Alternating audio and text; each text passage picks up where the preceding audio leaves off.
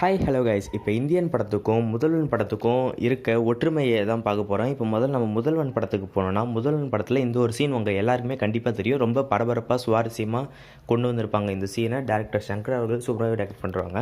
இப்போ இந்த படத்துக்கும் அதுக்கும் என்னடா சம்மந்தம் இந்தியனுக்கும்னு கேட்க வந்தீங்கன்னா, இந்த இருக்குது என்னென்னா, இதில் வந்து QTVயில் தான் இவர் வந்து ஒர்க் பண்ணுவார் நம்ம ஹீரோ.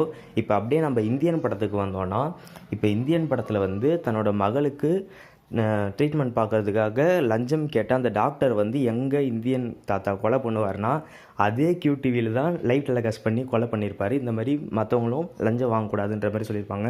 இந்த டீட்டெயில் இதுக்கு முன்னாடி எத்தனை பேர் கவனிச்சிங்கன்றதை வந்து கமெண்ட்டில் சொல்லுங்கள். இது இப்போ தான் ஃபஸ்ட் டைம் கவனிக்கிறேன்னா ஒரு லைக் போட்டுருங்க.